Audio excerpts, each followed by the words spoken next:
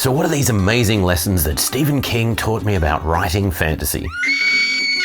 Well, stick around to find out and make sure that you watch the video to the end because reasons. Now, I'll be upfront here. I'm not a big fan of horror and I'm not a huge fan of Stephen King's writing style. Too many words for me, too much backstory, too many humans being crappy to other humans before the supernatural nastiness even starts. But his Dark Tower series is sensational. It might not fit with traditional notions of epic fantasy. It might be a sprawling, at times meandering story, and not being a huge Stephen King fan, it refers to a lot of characters I'm not really familiar with, but it still ranks as one of my all-time most enjoyable fantasy reads. So why is that? Well, there are two things that King does throughout the series which consistently ties the story together and drives the plot forward. Number one, the protagonist's journey is so wonderfully clear throughout the books. Number two, the central conflict of the series is maintained from the first page right to the last. King accomplishes this by pitting Roland, the book's hero, against the ever-present Man in Black. Having such a clear journey and conflict maintained throughout the series allows the book to meander, drifting in and out of strange worlds, following temporary characters, getting caught up in minor crises, but all without losing focus. King manages to wrap everything around this central journey and conflict, giving the story drive, purpose, and urgency, even in those sections where the narrative tends to ramble. It's such an effective way of drawing readers in quickly and keeping them focused as the story develops. New writers of fantasy should take heed. Just because you're writing a sprawling epic doesn't mean you can't weave a single thread like this through your whole series. A binding cord that will keep readers enthralled and give your book drive and urgency. Now, before we move on to the next point, if you're enjoying this video, why not hit that subscribe button? It'll make me super happy and it may even fix my throat.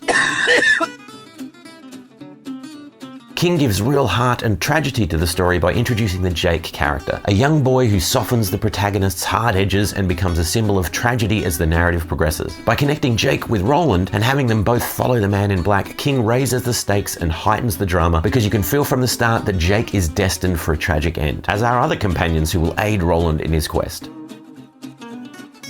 Finally, and this is a big one for me, the loss of Roland's finger is a masterstroke. Such a small thing in the grand scheme, but to a gunslinger, losing a finger is no small matter. Plus, once you reach the end of the series and note the circular nature of the story, that lost finger has you wondering whether the same thing will happen again. Will Roland lose a different finger the next time round? Or will his experiences be identical and the clawed critter that took his first finger will simply snap at thin air? A permanent loss is a great way to invest an epic story like this with ongoing gravitas, because that loss sticks to the protagonist, pulling against their character, a constant threat and thorn in their side. The lesson here for fantasy writers? Bind your sprawling epic stories to the central journey and crisis of your series. Invest your protagonist with gravitas by introducing some permanent loss, either physical or psychological, which will follow them throughout the story. Now, if you want to know how to hook readers fast and keep them invested in your story, why not check out this video?